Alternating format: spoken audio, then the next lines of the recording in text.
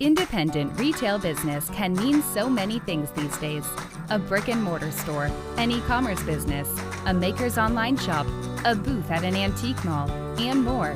No matter which category you're in, Kathy Cruz, a fellow retail business owner and retail educator, will teach you how to market and manage your business efficiently so you can spend time doing other things you love. Welcome to the Savvy Shopkeeper Podcast.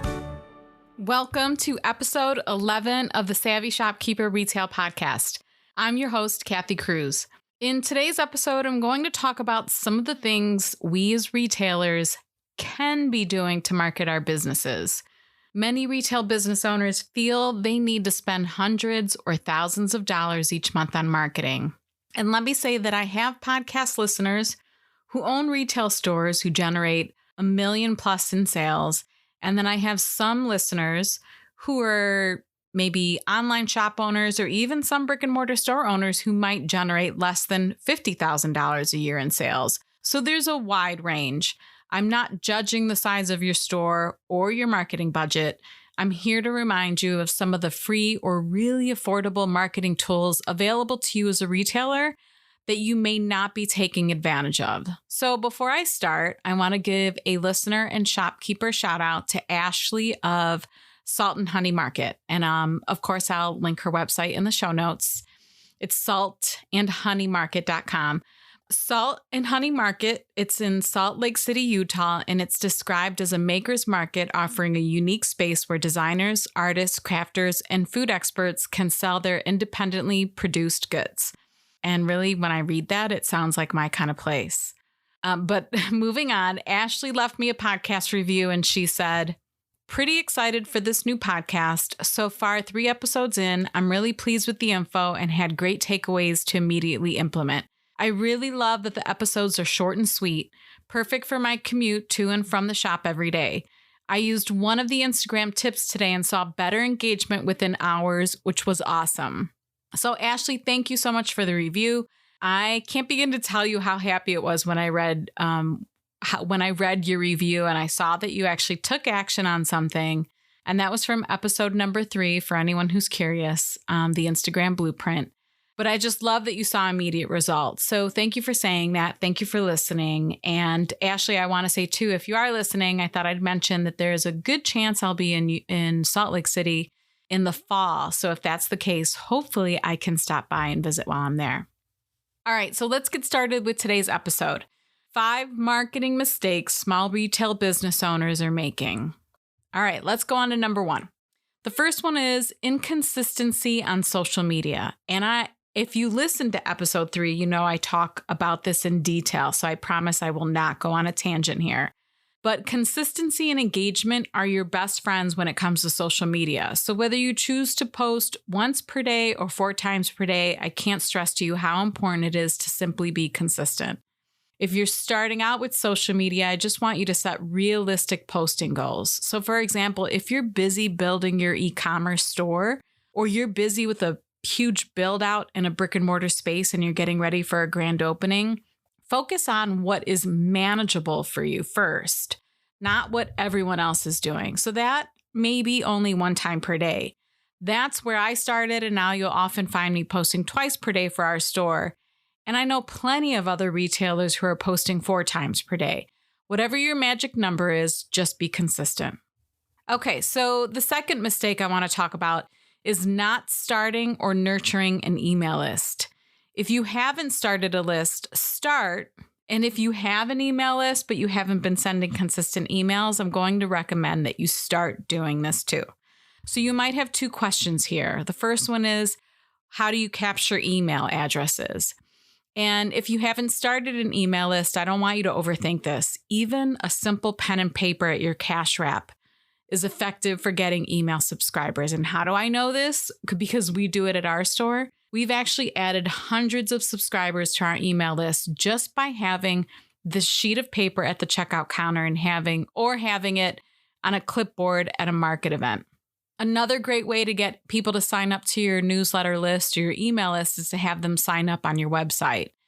And usually this is done with a sign up form. It's usually the sign up form from your email platform, and then you're adding it to your website. and it probably sounds really techy, but most times it's really easy. You can probably find a tutorial on YouTube depending on which email platform and which website you have.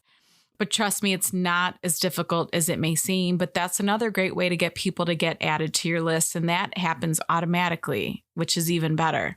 Because when people sign up in your store on a paper list, then you have to take that paper list and manually add them to your email list, which still, again, it's not a big deal.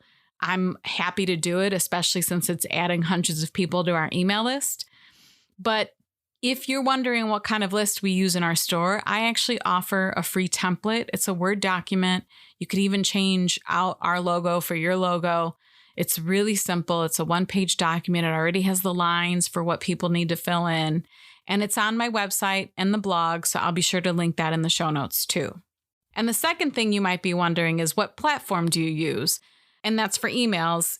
There are so many out there. I personally recently just switched to Flowdesk. I was using MailChimp, but MailChimp I think still under 2,000 subscribers is free. There's MailerLite, ConvertKit, Constant Contact, Snap Retail. And Snap Retail is actually email marketing and social media scheduling and marketing all in one. But there are probably dozens of options. Just choose what's best for you and choose what you find easy to work into. That's going to be important. But there are lots of options, and a lot of them, when your list is smaller, are free. You just want to read the fine print and see what you're signing up for. Another platform option is to use the email marketing tool in your point of sale system. So I know for those of you using Square, and I don't know if Shopify has a free one to start. I don't think so. I feel like Shopify, you have to pay for an app for that too. But Square offers email marketing. It does come at a price, but it is an option. And then everything's in one system, which I'm always a proponent for. So just consider that as an email marketing platform as well. So Flowdesk is what I use. It's super easy, even for the novice. The design templates are beautiful. They make it easy to brand your email, so it's all cohesive with your existing brand. And right now the company's so new and they're still developing the platform, so they have an introductory offer, but I'll share my referral link in the show notes as well in case you're interested or you want to check it out.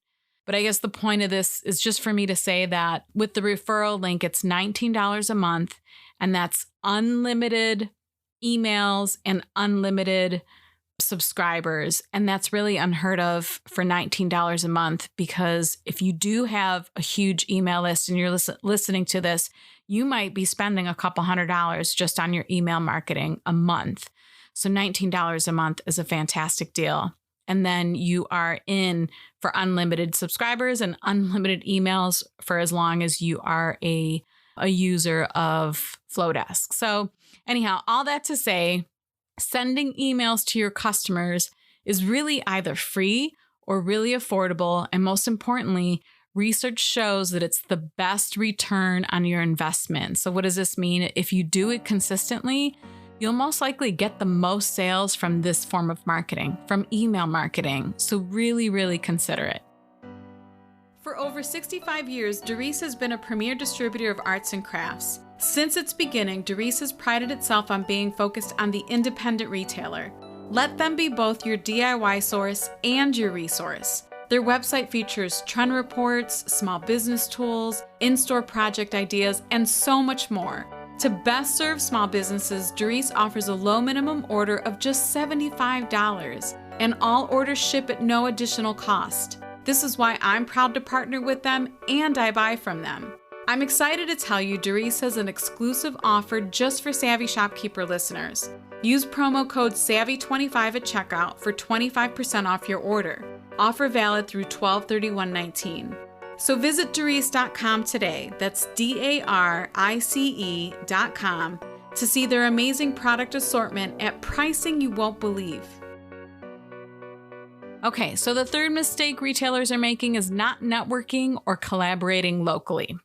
So I know before someone starts to yell at me that their neighbors aren't very friendly with them, this can be a sticky subject. And let me explain.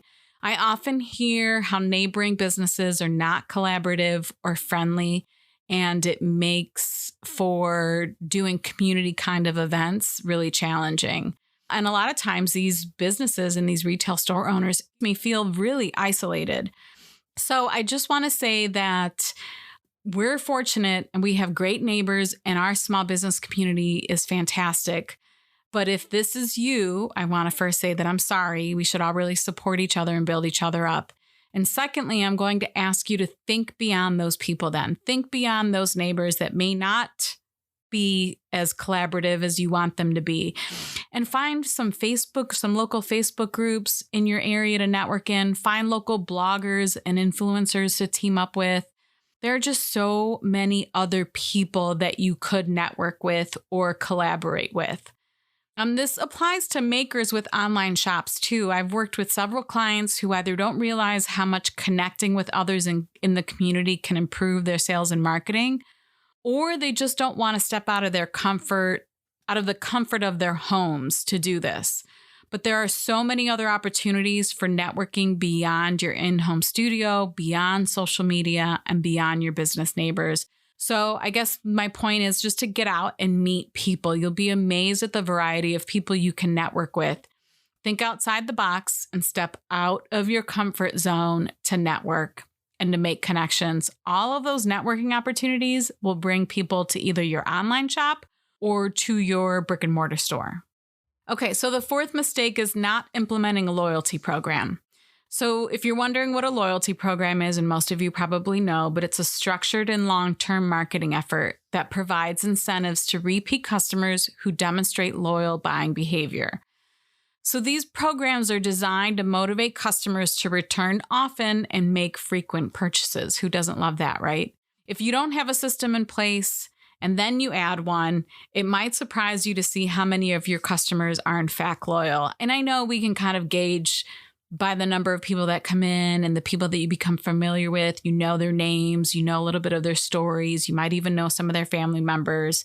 But, I was surprised because most days, half of our transactions are from loyal and returning customers once we implemented our loyalty program. Half. That's huge. I mean, we knew we had some great customers, but I was surprised at how many returned to us time and time again.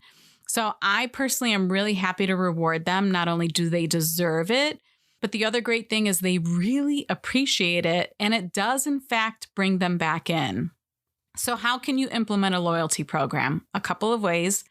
Again, I always give the paper option. I know it probably seems so antiquated, but it still works. You can design a simple punch card in Canva. You can print it on cardstock. You can send it to your local printer. It's really affordable. But the other way too is you can set up a loyalty program in your point of sale system.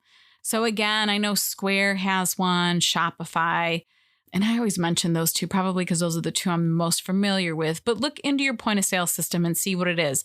The other concern I think sometimes is people think it's out of reach or it's going to be expensive.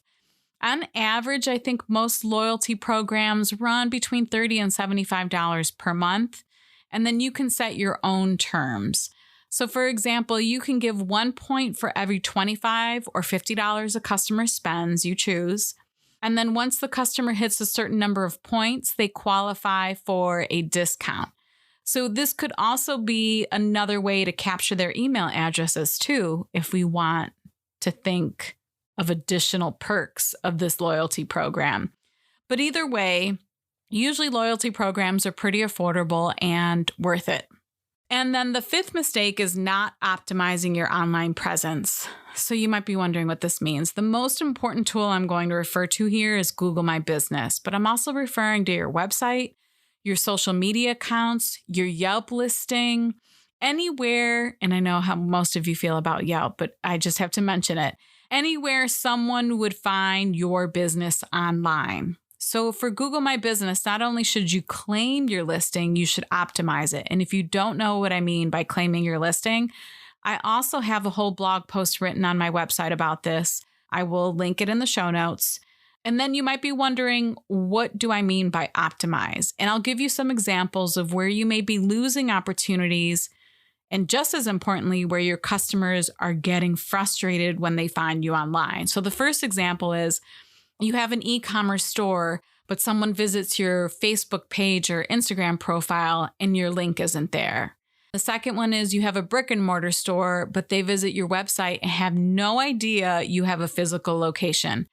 And this may seem like common sense, but I'm telling you, you'll be surprised at how many retail store owners do not indicate on their homepage that they have a physical location. So I want to challenge you. If you own a brick and mortar store, go to your website right now and give yourself maybe 3 to 5 seconds to look at your website, just your homepage very quickly.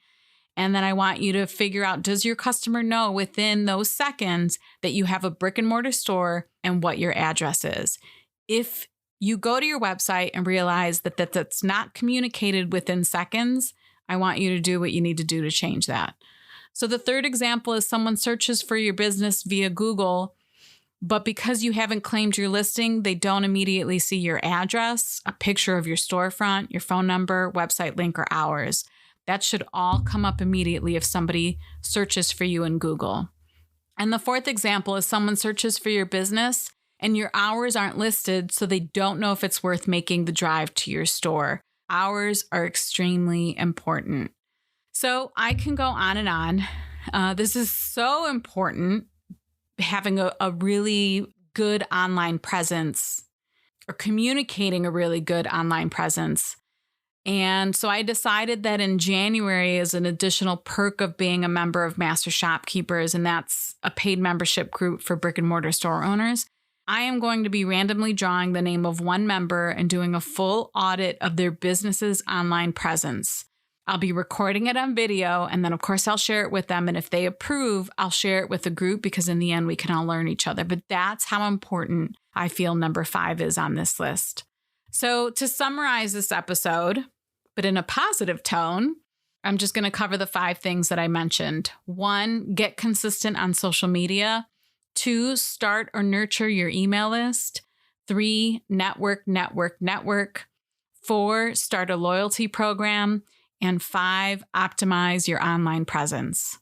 My intention with this episode is to remind you that there are, in fact, free and affordable ways to market your business.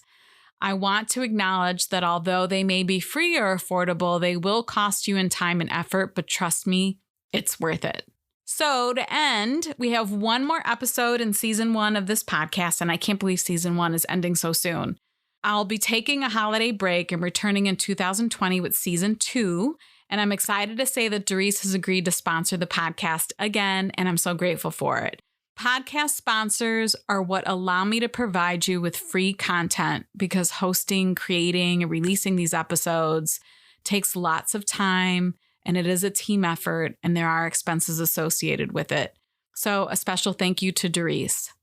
If you want to see the show notes for this episode or find links to anything I mentioned, you'll find the notes on my blog at savvyshopkeeper.com/episode 11. That's savvy with 2 V's, shopkeeper.com/episode 11. Thanks for listening, everyone. I'm looking forward to the last episode. And so until the next episode, or I should say until the last episode of season 1, be savvy and boss up.